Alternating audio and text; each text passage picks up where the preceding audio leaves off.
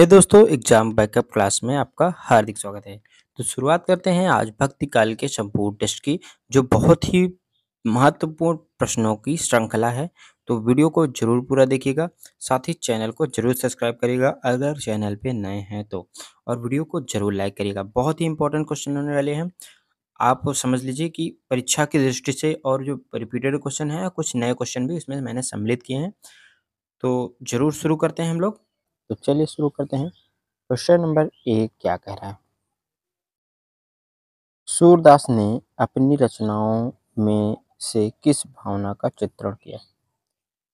सूरदास ने अपनी रचनाओं में किस भावना का चित्रण किया है? श्रृंगार, वात्सल्य, प्रेम या तीनों? तो सूरदास ने अपनी रचनाओं में तीनों का चित्रण किया है, श्रृंगार, वात्सल्य, प्रेम। ऑप्शन नंबर डी सही हो जाएगा। चलिए बढ़ते हैं क्वेश्चन नंबर 2 की ओर। प्रेम का पीर भक्ति काल के किस धारा के कवियों को कहा जाता है? ज्ञान मार्गी, कृष्ण मार्गी या कृष्ण श्रेय, प्रेम मार्गी या उपयुक्त सभी? तो प्रेम का पीर भक्ति काल के किस धारा के कवियों को कहा जाता है? वो है प्रेम मार्गी। यानी option number C is the right answer. बढ़ते हैं क्वेश्चन नंबर 2 की ओर। भक्ति शब्द का सर्वप्रथम उल्लेख कहाँ मिलता है? भक्ति शब्द का सर्वप्रथम उल्लेख कहाँ मिलता है? सामवेद, अथर्ववेद, श्वेता श्वेतांबर उपनिषद या ब्राह्मण? सबसे पहले उल्लेख कहाँ मिलता है? Option number C, Shweta Shwetambar Upanishad, Shweta Shwetasar Upanishad. Option number C is the right answer. Question number 4 कह रहा है, श्रद्धा और प्रेम के योग को किसने भक्ति नाम दिया? Hazari Prasad, Ramchandra Shukla, doctor again, Bachchan Singh. श्रद्धा और प्रेम के योग को किसने भक्ति नाम दिया? तो सही जवाब हो जाएगा रामचंद्र शुक्ल जी ने श्रद्धा और प्रेम के योग को भक्ति नाम दिया। चलिए बढ़ते हैं क्वेश्चन नंबर 5 में। भगवान के प्रति अनन्यगामी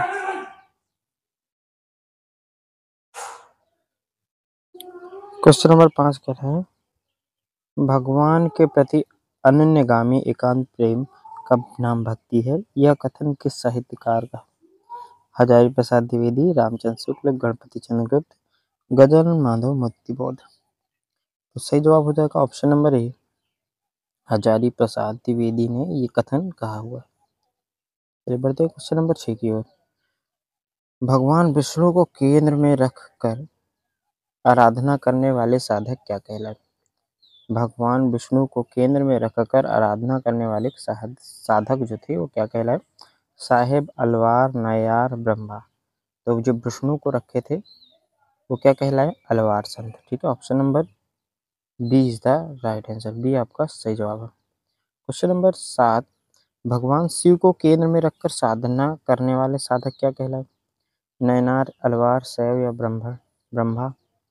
तो सही जवाब हो जाएगा Nayanar. Nayanar, option number A is the right answer. चलिए बढ़ते हैं क्वेश्चन नंबर 8 की ओर। भक्ति को ईसाई धर्म की देन मानने वाले विद्वान कौन है? भक्ति को ईसाई धर्म की देन मानने वाले विद्वान कौन है? वेबर, विल्सन, ग्रियर्सन या तीनों? तो भक्ति को ईसाई धर्म की देन मानने वाले जो विद्वान हैं वो हैं हमारे तीनों। तीनों ने माना है कि भक्ति ईसाई धर्म की देन है। बढ़ते हैं क्वेश्चन नंबर 9 की ओर। भक्ति का विकास अचानक बिजली की चमक के समान हुआ, यह कथन किसका है? हजारी प्रसाद द्विवेदी, राम स्वरूप चतुर्वेदी, ग्रियर्सन या विल्सन? तो फटाफट बता दीजिए किसका है। Option number C is the right answer. जिन्होंने सी कोशिश किया है बिल्कुल सही जवाब है। चलिए बढ़ते हैं क्वेश्चन नंबर 10 की ओर। भक्ति काल को पराजित मनोवृत्ति का प्रतीक मानने वाले विद्वान कौन है? ठीक है, गुलाब राय, आचार्य रामचंद्र शुक्ल या दोनों या इनमें से कोई नहीं? भक्ति काल को पराजित मनोवृत्ति का प्रतीक मानने वाले विद्वान हैं। तो सही जवाब हो जाएगा दोनों, गुलाब राय और रामचंद्र शुक्ल दोनों ने माना है कि ये पराजित मनोवृत्ति है। चलिए बढ़ते हैं क्वेश्चन नंबर 11। भक्ति को मुस्लिम की देन मानने वाले विद्वान कौन? ठीक है, वैसे रामचंद्र शुक्ल भी है, लेकिन कह रहा है यहाँ पे कौन मान रहा है, ताराचंद, हुमायूं, आबिद हुसैन। तो इनमें तो सभी हो जाएंगे। Option number D is the right answer. चलिए बढ़ते हैं क्वेश्चन नंबर 12 की ओर। तापसी शाखा के संस्थापक कौन है? रामचरण दास, बाबा लाल, कीलदास, अग्रदास। तो तापसी शाखा के संस्थापक हैं सी कीलदास। चलिए बढ़ते हैं क्वेश्चन नंबर 13 की ओर। सत्यनामी संप्रदाय के संस्थापक कौन है? सत्यनामी संप्रदाय के संस्थापक कौन है? जगजीवन दास, रामचरण दास, बाबा लाल, चक्रधर। तो सही जवाब हो जाएगा क्या? Jagjivan Das. Option number A is the right answer. चलिए बढ़ते हैं क्वेश्चन नंबर 14 की ओर। निम्नलिखित कवियों में कौन सगुण भक्ति का कवि नहीं है? सूरदास, नूर मोहम्मद, छीत नंददास, छीत स्वामी। तो सगुण भक्ति धारा का कवि नहीं है, तो option number B is the right answer. Noor Mohammad नहीं है। ठीक है, नूर मोहम्मद नहीं है, बी आपका सही जवाब हो जाएगा। चलिए क्वेश्चन नंबर 15 पे चलते हैं। समूचे भारतीय इतिहास में अपने ढंग का अकेला साहित्य है, इसी का नाम भक्ति साहित्य, यह एक नई दुनिया है। यह किसका कथन है? बच्चन सिंह, हजारी प्रसाद द्विवेदी, रामचंद्र शुक्ल या फिर बालकृष्ण भट्ट। तो ये जो कथन है वो है हजारी प्रसाद द्विवेदी का। Option number B is the right answer, B आपका सही जवाब है। चलिए बढ़ते हैं क्वेश्चन नंबर 16 की ओर। सन 927 कथा आरंभ बैन कवि रहा, पंक्ति किसकी है? किस रचना की है? मृगापति, सूरसागर, रामचरितमानस या पद्मावत। तो सही जवाब हो जाएगा सन 927 यानी कि पद्मावत की बात कर रहा है। Option number D is the right answer. चलिए बढ़ते हैं क्वेश्चन नंबर 17 की ओर। मैं जोर देकर कहना चाहता हूँ कि यदि इस्लाम ना आया होता तो भी साहित्य का 12 आना का विकास वैसा ही होता जैसा कि आज है। ये जो प्रसिद्ध पंक्ति है ये किनकी है? हजारी प्रसाद द्विवेदी, बालकृष्ण भट्ट, महादेवी वर्मा या फिर सुमित्रानंदन पंत। तो ये जो पंक्ति है ये है किसकी? ये यानी हजारी प्रसाद द्विवेदी जी की ये पंक्ति है। चलिए बढ़ते हैं क्वेश्चन नंबर 18 की ओर। जाके प्रिय न राम वेदेही, पंक्ति तुलसीदास की किस रचना से है? ठीक है, कवितावली, गीतावली, दोहावली या विनय पत्रिका। तो कमेंट सेक्शन में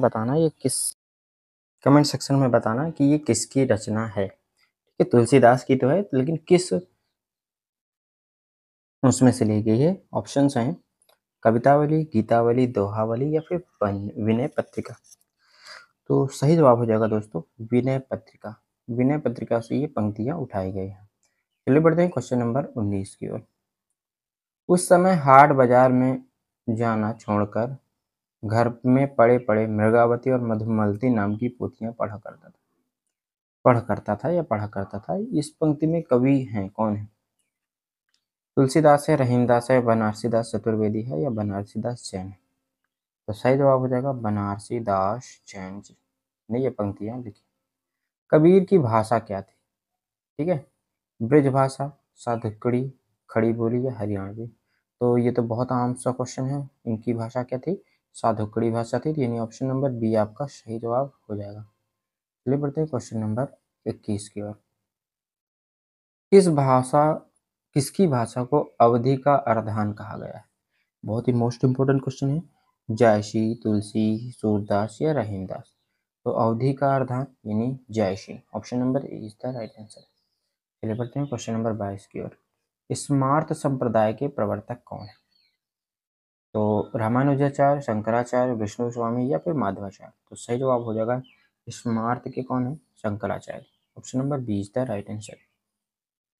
सनक संप्रदाय के प्रवर्तक कौन है? निम्बकाचार्य, शंकराचार्य, रामानंद या रामानुजाचार्य। तो सही जवाब हो जाएगा ए निम्बकाचार्य। चलते हैं क्वेश्चन नंबर 24 की ओर। मनोवैज्ञानिक तथ्य के अनुसार हार की मनोवृत्ति में दो बातें संभव हैं, या तो अपनी आध्यात्मिक श्रेष्ठता दिखाना या भोग विलास में पड़कर हार को भूल जाना। ये जो पंक्तियां हैं ये किसकी है? नामवर सिंह, रामविलास शर्मा, नागेंद्र या गुलाब राय। तो जो सही जवाब हो जाएगा वो हो जाएगा Gulab Rai. Option number D is the right answer. D आपका सही जवाब है। चलिए बढ़ते हैं क्वेश्चन नंबर 25 की ओर। नामदेव के गुरु का क्या नाम था? नामदेव के गुरु का क्या नाम था? ज्ञानदेव, मानदेव, विनोबा खेचर, देवाधिदेव। तो दोस्तों नामदेव के गुरु का नाम था विनोबा खेचर। बढ़ते हैं क्वेश्चन नंबर 26 की ओर। मराठी भाषा में अभंगों की रचना किसने की? नामदेव, ज्ञानदेव, विनोबा खेचर या देवाधिदेव। क्वेश्चन नंबर 26 में सही जवाब हो जाएगा ए, नामदेव ने। ठीक है, चलिए बढ़ते हैं क्वेश्चन नंबर 27 की ओर। मृगावती किसकी रचना है? कुतुबन, हुसैन शाह, कबीर दास या नूर मोहम्मद। तो दोस्तों मृगावती जो रचना है वो है कुतुबन की। चलिए बढ़ते हैं क्वेश्चन नंबर 28 की ओर। किसने माना कि भक्ति शब्द की व्युत्पत्ति भज शब्द से हुई है, भज धातु से हुई? विल्सन, क्रोचे, मोनियर, विलियम्स गिप्त। तो सही जवाब सी आपका सही जवाब हो जाएगा। अवधू मन चंगा तो कठौती में गंगा। ये जो पंक्ति है किसकी है? कबीर दास की है, रैदास की है, धर्मदास की है, गोरखनाथ की। तो अवधू मन चंगा तो कठौती में गंगा, ये जो पंक्ति है ये किसकी है? कबीर दास की। चलिए याद रखिएगा, इसी से मिलती जुलती एक और पंक्ति है, मन मोर चंगा तो कठौती में गंगा। ये पंक्ति किसकी है? उसमें अवधू लगा है, इसमें मन मोर चंगा तो कठौती में गंगा किसकी है? तो गोरखनाथ, धर्मदास, रैदास या कबीरदास। तो सही जो हो जाएगा रैदास। भक्ति काल में प्रयुक्त चुनरी शब्द का क्या अर्थ है? क्या है? जैन साहित्य के अंतर्गत एक मुक्तक काव्य, एक प्रकार की विचारधारा, आस्तिक विचार, वैचारिक सामंजस्य। तो इसका सही जवाब होने वाला है ऑप्शन नंबर ए, जैन साहित्य के अंतर्गत एक मुक्तक काव्य। पंचसखा संप्रदाय कहाँ प्रचलित था? बंगाल, उड़ीसा, केरल, कर्नाटक। तो सही जवाब होने वाला है ऑप्शन नंबर बी, उड़ीसा में। चलिए क्वेश्चन नंबर 33 में देखते हैं, शास्त्र पूजक संप्रदाय कहाँ है? उड़ीसा, केरल, पंजाब या बंगाल। तो शास्त्र पूजक संप्रदाय जो है वो कहाँ है? केरल में।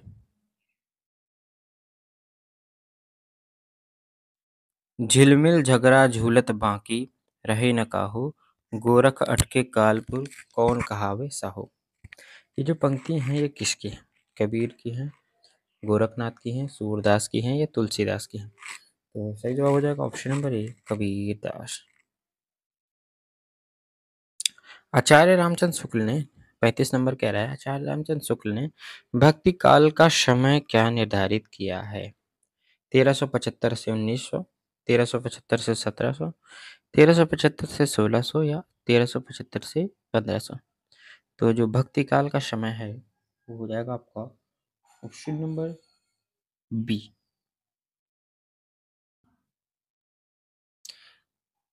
वारकरी और महानुभाव संप्रदाय कहाँ प्रचलित था?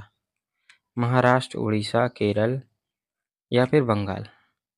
तो वारकरी और महानुभाव संप्रदाय कहाँ था? महाराष्ट्र में। ऑप्शन नंबर एक बिल्कुल सही जवाब। दशरथ दशरथ यनंद राजा रामचंद्र किसकी पंक्ति है? गोरखनाथ, कबीरदास, नामदेव, ज्ञानदेव। तो सही जवाब हो जाएगा सी, नामदेव की ये पंक्ति है। भक्ति को धर्म का रसात्मक रूप किसने कहा है? भक्ति को धर्म का रसात्मक रूप किसने कहा है? रामचंद्र शुक्ल, हजारी प्रसाद द्विवेदी, राम कुमार वर्मा या राम स्वरूप चतुर्वेदी।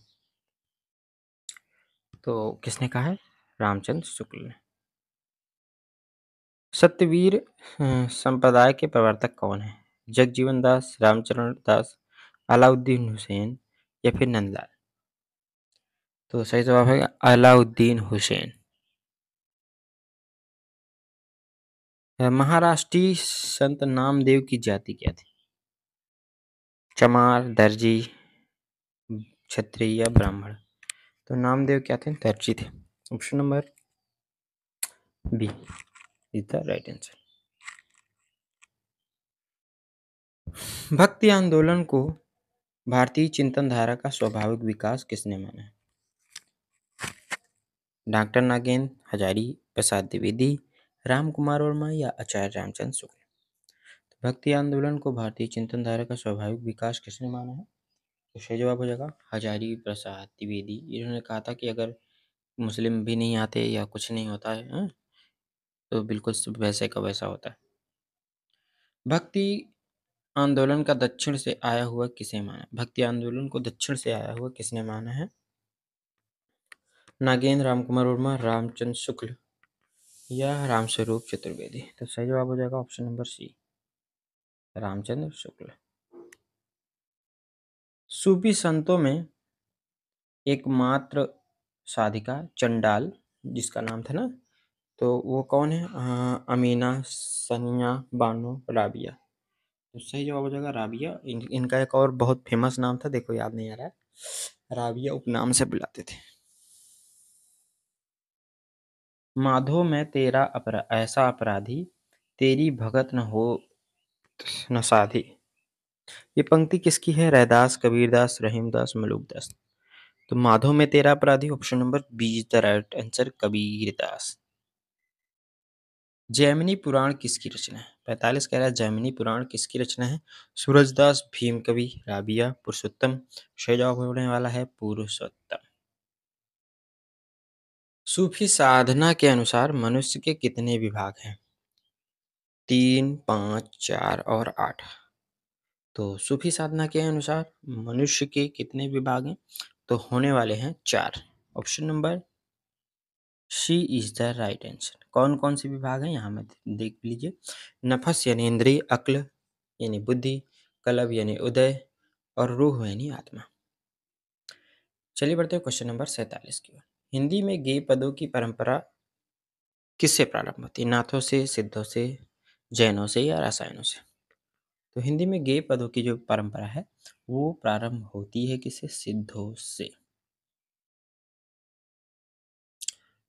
क्वेश्चन नंबर 48, रामानंद के शिष्य नहीं है? कबीर, धन्ना, राघवानंद या भवानंद? रामानंद के शिष्य में से कौन नहीं? शिष्य कौन है? हाँ, क्वेश्चन थोड़ा सा जटिल है, लेकिन ऑप्शन से हो जाएंगे राघवानंद। ठीक है, ये नहीं है। चलिए बढ़ते हैं। नाभा भक्तमाल किनकी रचना है? नाभादास, अनंतदास, राघवान दास या सेन? तो बहुत बार रिपीटेड क्वेश्चन है। भक्तमाल नाभादास की रचना है, 1565 में प्रकाशित हुई थी। कबीर परिचय किसकी रचना है? नाभादास, अनंतदास, राघवदास, धन्ना? तो कबीर परिचय जो रचना है वो है अनंतदास की। Option number B is the right answer. Kabir को वाणी का डिक्टेटर किसने कहा है? नागेंद्र, रामकुमार वर्मा, हजारी प्रसाद द्विवेदी, आचार्य रामचंद्र शुक्ल? बहुत बार रिपीटेड क्वेश्चन है। अच्छा है, कौन सा सही जगह? हजारी प्रसाद द्विवेदी। सिद्धांत पंच मात्रा किसकी रचना है? राघवानंद, रामानंद, अनंतानंद या फिर कबीर? तो दोस्तों 52 नंबर पे देखेंगे, सिद्धांत पंच मात्रा जो रचना है वो है हमारे राघवानंद की। पढ़ते हैं क्वेश्चन नंबर 53 की ओर। श्री संप्रदाय के आराध्य कौन है? तो श्री संप्रदाय के आराध्य सीताराम, नारायण, हनुमान, बलराम? तो नारायण। रामावत संप्रदाय के आराध्य कौन है? तो इसमें भी कोई ऑप्शंस नहीं, नारायण। ठीक है, बढ़ते हैं क्वेश्चन नंबर 55 की ओर। कबीर का जन्म कहाँ हुआ था? काशी, इलाहाबाद, लखनऊ या बरेली? तो कबीर का जन्म कहाँ हुआ था? काशी में, लहर तारा तालाब के किनारे हुआ था। कबीर की वाणी का संग्रह किस नाम से है? कबीर ग्रंथावली, कबीर परिचय, बीजक या कोई नहीं। तो सही जवाब हो जाएगा बीजक। बीजक में कितनी रचनाएं संकलित हैं? 4, 5, 2, 3। तो बीजक में 3 रचनाएं संकलित हैं, साखी, शबद और रामायणी। चलिए बढ़ते हैं क्वेश्चन नंबर 58 की ओर। दशरथ सुत तिहु लोक बखाना, राम नाम का मरम है आना। ये जो प्रसिद्ध पंक्ति है वो किसकी है? ठीक है, रहीमदास, तुलसीदास, रामानंद या कबीरदास की। ठीक है, तो सही जवाब होने वाला है कबीरदास की ये पंक्ति है। चलिए आज का आखिरी सवाल, रामानंद का जन्म कहाँ हुआ था? ठीक है, कमेंट सेक्शन में ज़रूर बताना। मिलते हैं आपसे अगले वीडियो में, तब तक के लिए जय हिंद, जय भारत। तैयारी करते रहिए, आपसे फिर मिलेंगे। ठीक है।